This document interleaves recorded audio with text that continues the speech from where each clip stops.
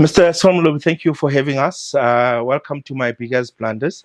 Just briefly, an intro of who Mr. Molobi is and where you grew up, and yeah.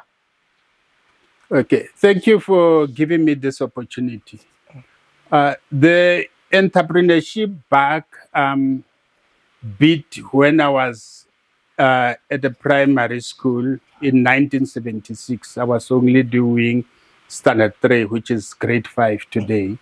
I worked on Saturdays as a gardener, and I was earning 250, which was enough in 1976. And on my way back, I always bought a crate of eggs and romantics. These were sweets that were very popular then. And on Sundays, I took advantage of rural areas not having any entertainment amenities. Then I will boil my eggs, and in the afternoons, when everybody was at the playgrounds, I will go and sell. And when I was doing standard 7, which is grade 9 today, I had saved enough for me to be able to buy a camera. Then I became a school photographer, taking pics of learners, printing them, and they would pay me. And when I went to standard 9, I started a community theater group, and we were able to go to schools around Hammanskraal, where I grew up, and we will have performances, and the learners will pay. This journey ended in 1984 when I went to the University of the North, which is today the University of Limpopo. And after graduating, I then got a full-time job in an anti-apartheid publishing house called Learn and Teach Publications. I got a job as a journalist, and I was with them for 6 years up until 1994. I ended up being the editor-in-chief of Learn and Teach Publications. In 94 to 2000, I joined Heinemann because all the non-governmental organizations that were funded on the basis of their anti-apartheid stance had to close down because foreign funding had dried up. So I joined Heinemann. I was with them for 6 years, the last 4 years as their publishing director.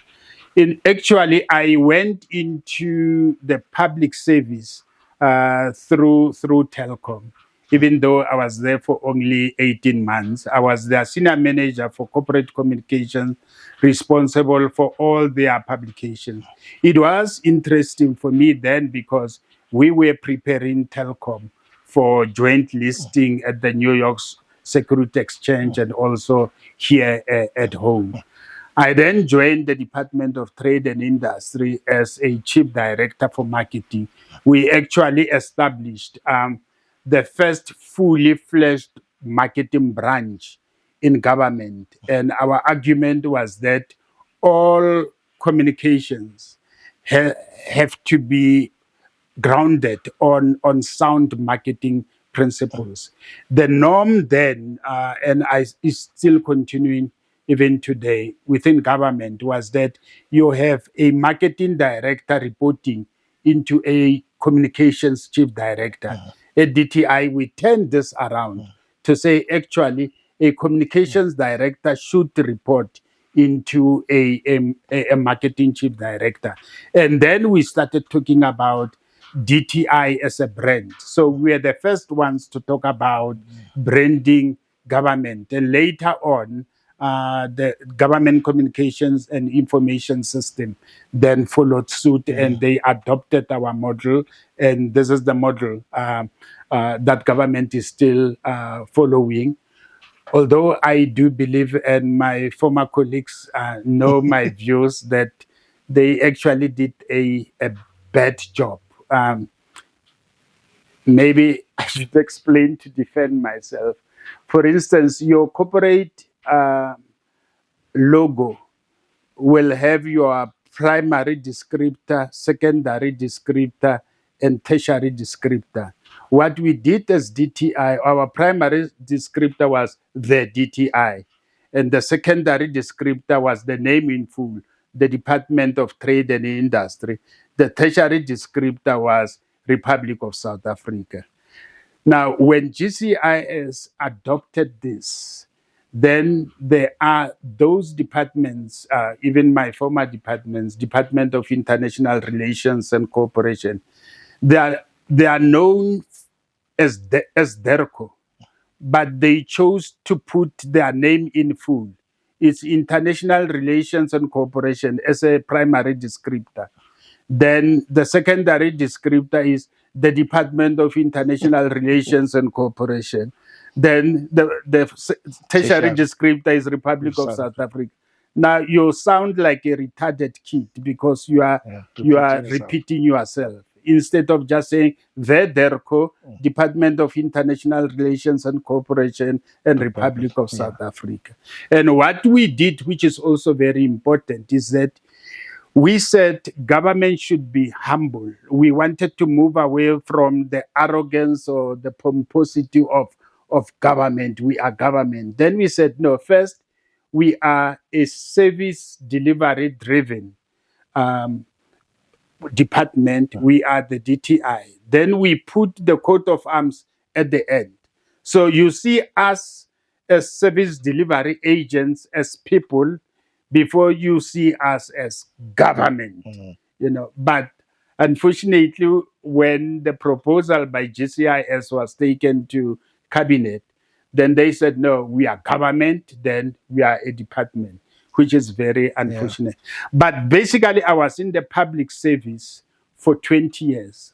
I've worked for Department of Trade and Industry, went to Office of the Premier in Limpopo, where I repositioned Limpopo from what they called Africa's Garden of Eden to the heartland of Southern Africa. And they're still using this tagline even today because we're looking at the strategic geographic location of Limpopo being at the center of Southern Africa, as opposed to Limpopo being seen as Africa's Garden of Eden, because my argument was that Gauteng has the right to claim that because the cradle of humankind is in Gauteng. Then I moved to Trade and Investment Limpopo, then came back to Pretoria to the Department of International Relations and Cooperation as a Chief Director for Public Diplomacy. Then the country, I don't know what's all the country smoked, but they then appointed me as a Consul General to Italy for 4.5 years, and my core competence was economic diplomacy. And this is where I then decided that after I completed my tour of diplomatic posting, I was going to go back to my first love of entrepreneurship. I then registered my company, Brand Hill Africa, in May 2016. And my tour of duty was ending in June, landing here at home on the 1st of July. Then I said, I will be an entrepreneur going back to what I did since I was 13 years old. But unfortunately, then the Gauteng provincial government that I hosted a few delegations, including the one delegation led by the Premier and about 7-8 MECs in Italy. They then said why I shouldn't join Gauteng Growth and Development Agents. And the position was of a group executive for trade, investment, and regulatory enablement. Then I thought it's in line with what my private company was going to do. I then decided to join them. But in short, my area of specialization is how a nation brand impact on investor and consumer decision making.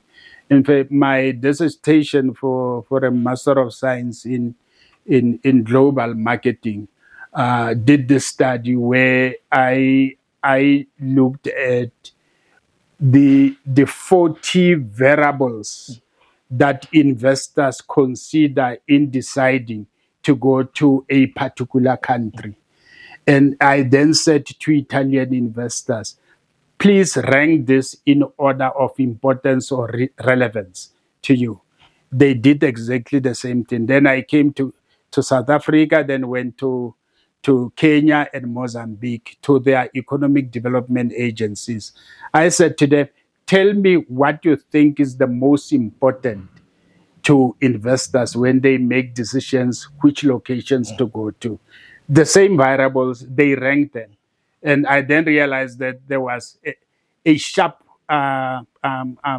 difference between what we think investors consider important and what investors think it's important for them. I then said, that is why our marketing strategies are not speaking to the investors, because what we think is important to them is really not that important.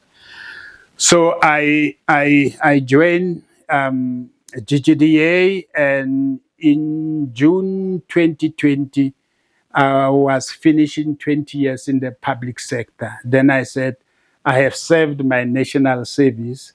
I should go back to my first passion. Even though I'll be honest,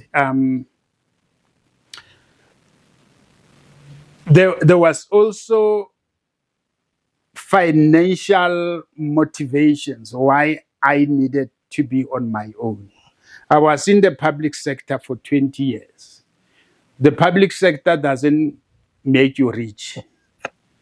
If you have a civil servant who is rich, trust me, along the way, you will read about them in the newspapers, or their names will be mentioned at the Zondo State Capture Commission. But the beauty of the public service is that it will give you opportunity to study. It will develop you, into someone much better. That's why they have all these bursaries. Secondly, it will also give you an opportunity to travel the world. So you get that exposure.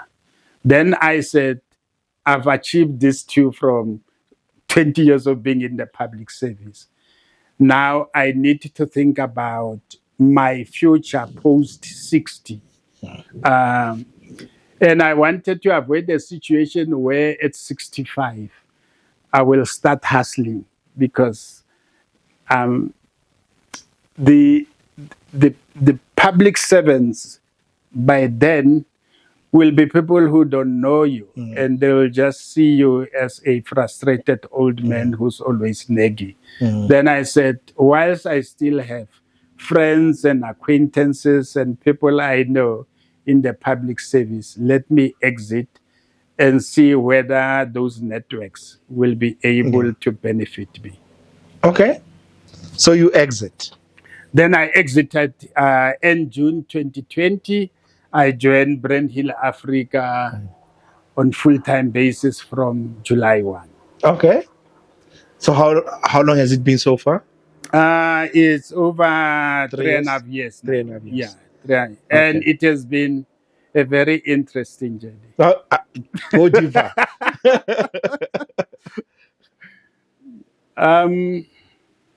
Because I'm thinking that will then take us through the story itself.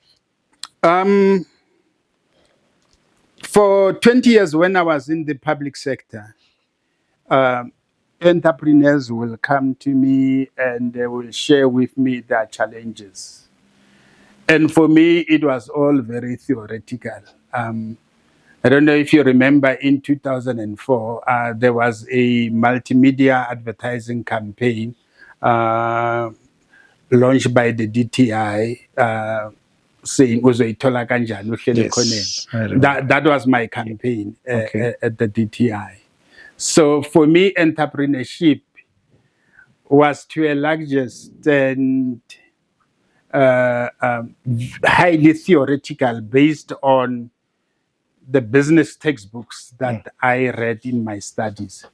The experience of being a hawker from when I was 13 came in handy, but it wasn't as intense and practical as me going into Brill, Africa on full time basis. And I then realized that the advice that I gave to these entrepreneurs to say, no, chief, hang in there, because they say SMMEs collapse within the first 3 years. But if you hang in there after 3 years, then, things will turn around. And for you, this was theory. This was theory. Now it's a lived experience. I realize that it's easy to advise anyone. It's tough out there. Yeah. And Dr. Mamabula, when you wrote that article on the challenges of entrepreneurs, it spoke to me. And I understood it much better. Yes. Because that was what I was going through, all those challenges. But besides that, it has been a roller coaster and very empowering. And in these 3.5 years, I can with confidence say that I've learned more than what I've learned in the past 30 years of my working life. Yeah. Remember July 2020, we were in the middle of anti-COVID lockdowns. But innocently, I thought the lockdowns were going to last for 6 months and then the economy will open up. And then beyond that, then I was still comfortable in terms of the savings I had. So the lockdown didn't impact that much on my business. But at the same time... Sorry, what is the business? What were you doing? Okay. We are a brand management and a public diplomacy agency. Our core is to brand position Africa and her countries as viable destinations for tourism, trade, and investment. And then beyond that, the trade part then directs us to help all the producers and manufacturers in Africa to be able to invest sufficient resources into branding their products and services to make them, palatable to foreign investors. The universal norm is that 6 to 8% of your budget should be allocated to marketing. But the reality is that when institutions and corporates have to cut costs, they start with marketing, forgetting that, in fact, marketing is a revenue generator. And that is why your brand is regarded as an asset which should be included in your financial statements. But unfortunately, in Africa, people aren't aware of this. Yeah. And also what motivated me is that you have Tebe Ikalafeng, who is running a survey, it's called Brand Africa Survey. Brand Africa, yes. When he launched it in 2010, he looks at the top 100 most admired brands in Africa. When he launched it in 2010, 34% of the top 100 most admired brands across the continent were African. But since then, the number has been dwindling. Today, as we speak, only 10% of most admired brands in Africa are African.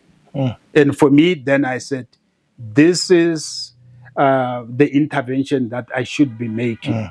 And in terms of the value chain between what Brill Africa is doing and what Tebe Ikalafeng is doing, is that we as Brill support people who own brands, made in Africa brands, to promote themselves, to position themselves in such a way that they could be able to compete with all the foreign brands that our consumers are cavorting with. And the other thing is that then I looked at the issue of continental integration into a one common market through the Africa Continental Free Trade Agreement.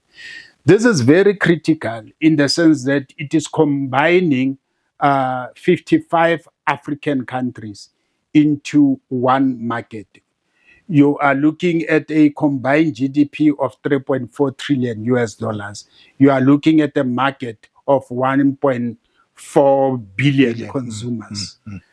And you are looking at the agreement removing tariffs on up to 90% of the products, which then means if you produce or manufacture in Africa, it would be cheaper for you to export into another African country.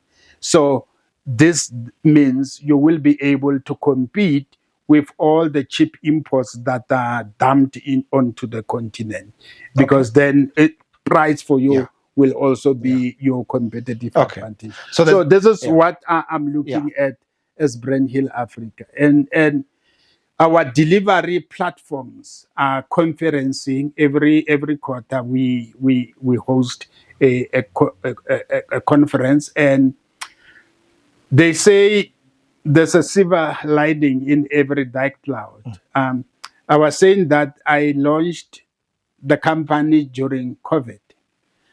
The advantage of the lockdown was that you could organize an international conference online without incurring costs of flying people in and booking venues, because we were organizing webinars. So my first conference was in December 2020. And it was in the morning from 8:30 to 1 o'clock. But thereafter, then I allowed delegates to engage. And when they were engaging, then they said to me, this is brilliant, but we can't wait 12 months for this engagement to take place. I then said, no, actually, we are going to have quarterly webinars as build-ups towards the December conference. Then in March 2021, indeed, we had our first webinar. Then during the engagements after the conference, then they said, no, we want to engage with each other on a daily basis. That's how the Jumbo Africa WhatsApp groups came into being. The next day, then I had to put everyone into the 3 WhatsApp groups that we have today, and they continue talking to each other, even though I think not everyone is making sufficient use of these platforms, because we only have a few companies that are posting regularly, whereas it was to make sense if all of us in all these groups were to participate and to promote ourselves. So you've got the experience, there's a business case for Brand Hill, there's a product, then you jump into it, you still have savings, right? I'm sure at some point the savings started to dwindle, and that's where I'm supposing we get into the blunder. Yeah. In July, after I announced that I was now on my own, I got many job offers that I turned down. Then I had other people saying I should partner with them. And I said, no, for now I want to build this company. Once I have built it as a brand, is then that I will be able to engage with other companies. But the other thing, the reality was that I didn't have an appetite to increase my risks. The company itself, it's a risk. Now, if you want me to join you in starting something else, it means I'm doubling my risks. That's why I said to them, no, let me build this company first. But the other thing is that I needed to establish a body of work that I could be able to show to people to say, this is what Brand Hill does. And today, yes, there's a lot. We have published books. Our conferencing was very successful. We have hosted Wamkele Mene as the Secretary General of the Africa Continental Free Trade Area. We have relationship with the African Business Council. Dr. Amani Asfo, who's the president, was one of our keynote speakers year before last. We have the African Tourism Board, which is our partner, and they participate in our events. So now I can confidently say, this is Brand Hill and this is what it does. But then when I got all these offers, there were other people who were saying, we want to join you. And then I said, I can only be joined by people I know, people who I've worked with before, people who were, to a large extent, my friends. And yeah, this was my biggest blunder, because I've since learned that your friend is your friend. Mm-hmm. But I've also learned that the person you know socially may not necessarily be a reliable and reputable business partner. I will talk about a few cases. There is this lady that I've known since 2002. And when I was in government, I was headlined because she's a highly experienced media salesperson. And when I set up my weekly Pan-African business news portal, Jumbo Africa Online, then I thought about her. Then I said, please come on board. And she was so excited. Then she was going to be my media salesperson. And because it was COVID and I didn't have big budgets, it worked for me that she was in Cape Town and I was in Johannesburg. And some of the guys who joined me, some were in Limpopo because I've worked with them in Limpopo. One was in the Eastern Cape and a few in Pretoria. Then she started selling ad spaces for Jumbo. Then one day I got a call from someone at the Media Development and Diversity Agency saying, hey, Saul, you are doing so well. Already you are launching your second publication. I saw your application. I said, what are you talking about?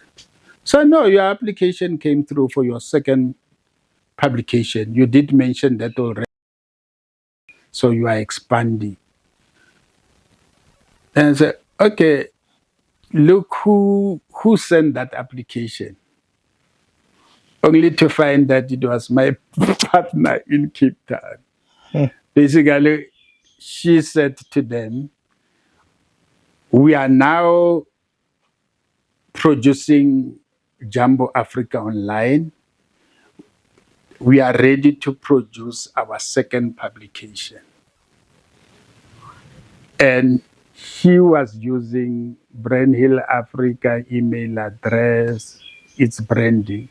So basically, based on the strength of what we're doing as Brand Hill Africa, MDDA should have confidence in her to give her money to establish the second publication. And you knew nothing about this? I knew nothing about it. What did it mean, though? Does it mean had the publication been approved, the funding or whatever opportunities would have accrued to her or to you? No, to her. Oh. Yeah, Wow. to her. Okay. Yeah, but I was disappointed in her. Disappointed in the sense that we've been friends since 2002, and I was even calling her my sister. And I used to open doors for her in the public sector. I would say to her, "Which government do you want?" And she will tell me that, I say, "Here's the number. Go speak to so and so. Tell them that I'm the one who sent you to them." And I wasn't expecting anything back from her. And she did this to me.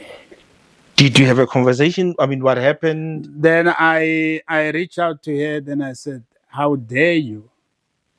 And she said, "No, I was still going to talk to you. You know, we should diversify and all of those." Then I went to my ISP and said, "Delete this email address, and you are on your own." Then there's this other person also that I met in 2003. We are also very close. I also called her my sister. And the reason I reached out to her was that I thought I needed a white face also to come in, so that, you know, when you talk about you are a global Pan-African brand management company, to those who are untransformed or are against transformation, they will think that this is only for black people and they wouldn't be interested. But if the same message was communicated by a white person, that could send a very positive message. I brought her on board, and with her, I even gave her 50% in a subsidiary called Brand Hill Africa Investment Holdings. And we were facilitating a commodity deal for a client who was abroad. Then the mine then said to us they needed proof of availability of funds. And yeah, many millions. And obviously I don't have the million. Then she said, "Okay, I have a friend who can give us proof of availability of funds."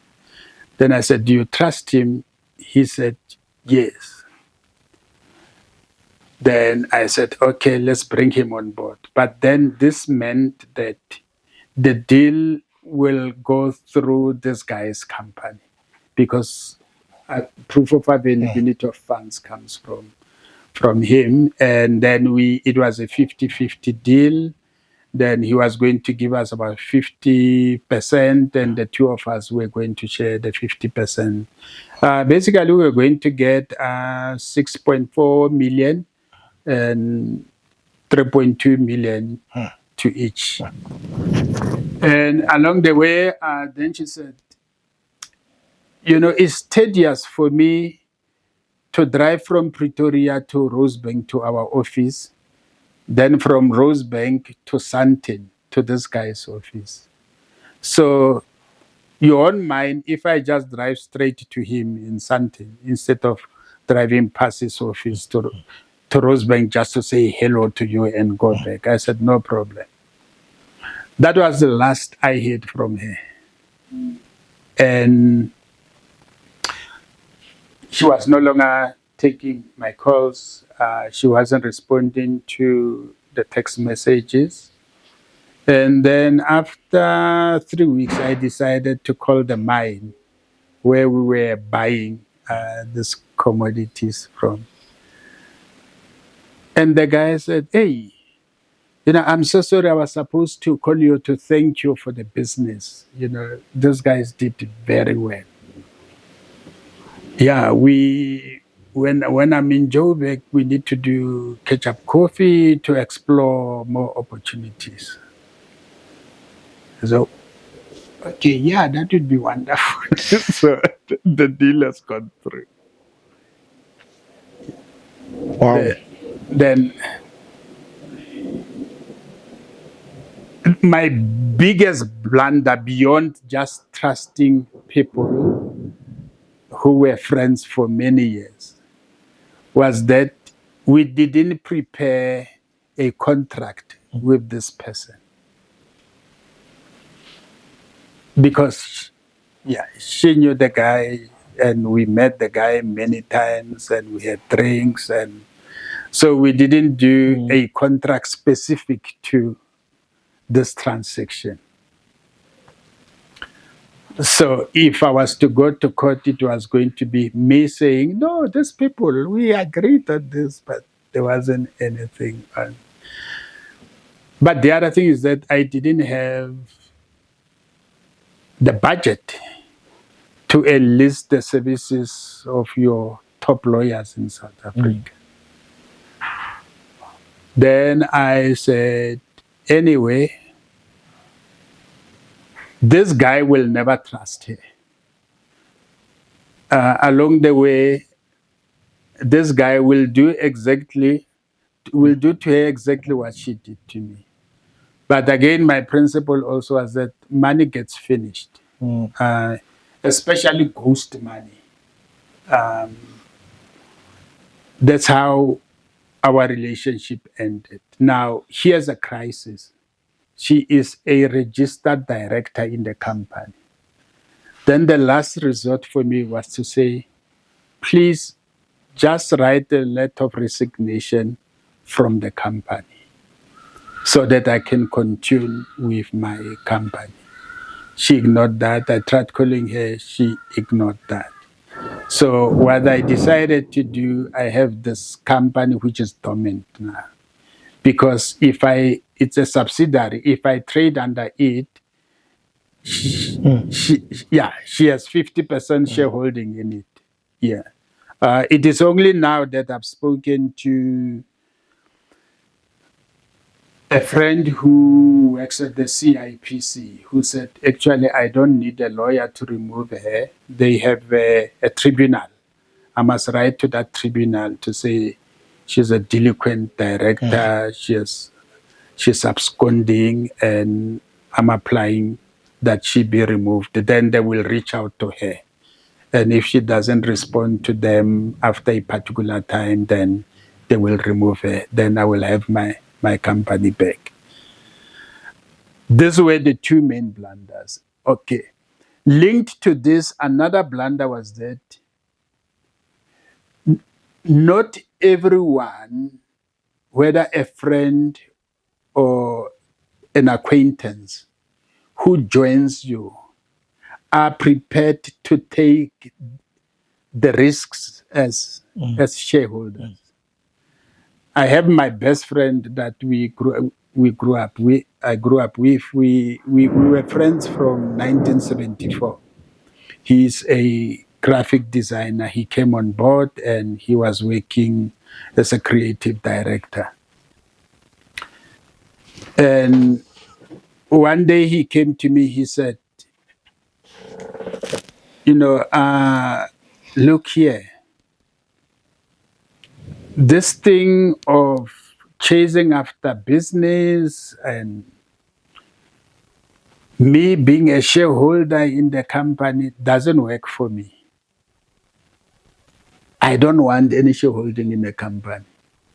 Just give me a salary, I'll be comfortable. If you give me a job to do, I tell you this will cost you this much, I do it, you pay me. I don't take any risks. And then, but I appreciated that he was honest. And this is how I work with him. If I have a project that requires graphic design services, I say, here's the job, and he does it, I pay him. But here's an interesting thing. We are still friends. When he gets stuck, he calls me as a friend to say, hey, I'm stuck. Please, I need your intervention. And then I can say to him, okay, this is advance payment for all future projects that you will be working on. In fact, in my village in yesterday, they call us twins because we grew up very close together. Even when I came to Joburg, we lived together in Joburg. We only got separated when we got into serious relationships. And in fact, we are so close that even when I went to Limpopo, his things were not going well also on the family front. And I said, no, come, let's start from scratch in Limpopo. He came, so we've been together. Oh, yeah, we've been together, for all these many years.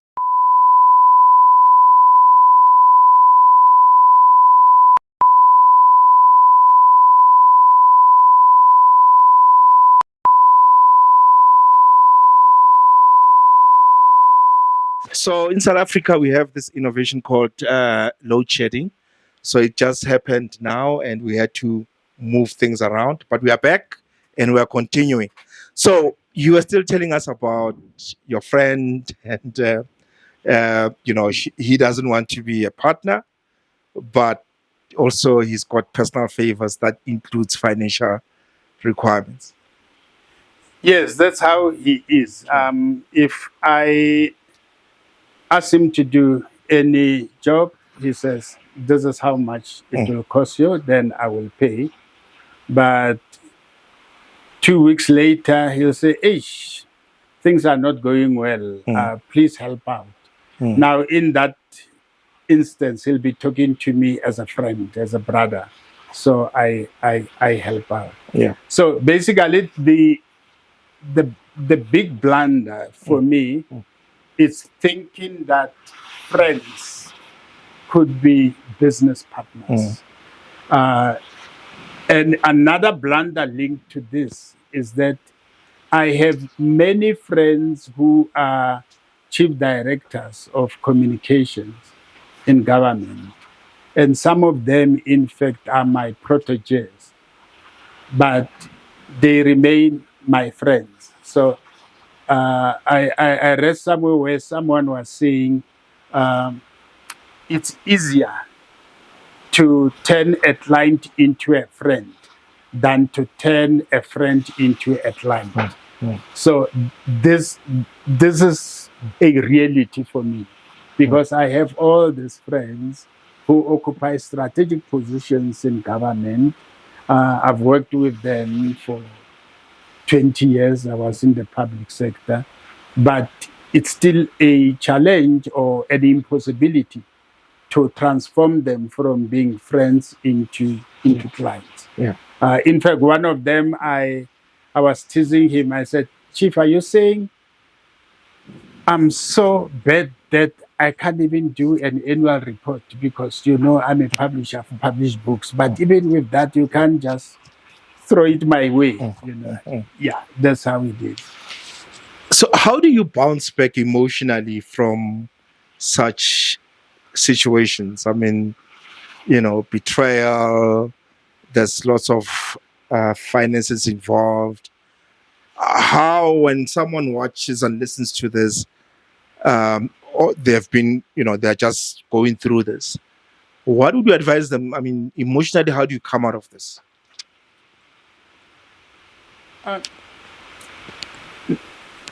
Nothing is easy in this world.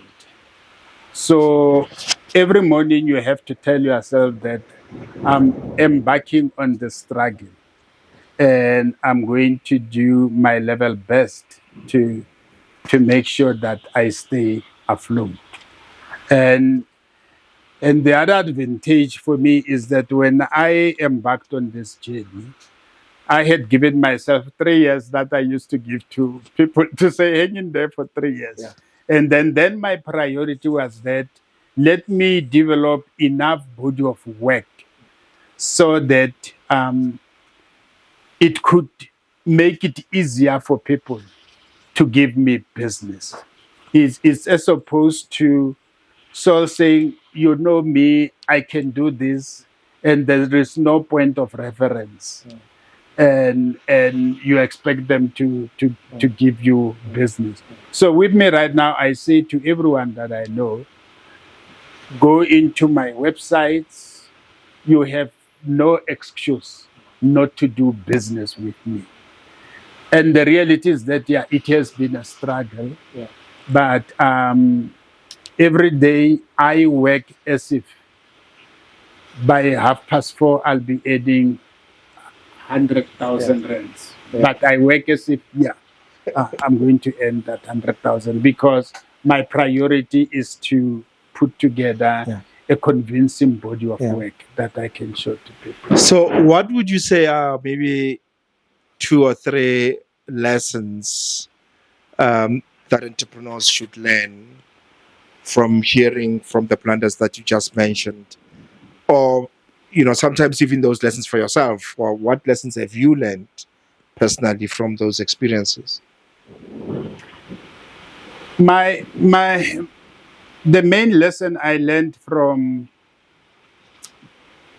those experiences is that when it comes to business, when it comes to money, trust no one. Secondly, I know the South African jurisprudence recognizes verbal contracts as binding.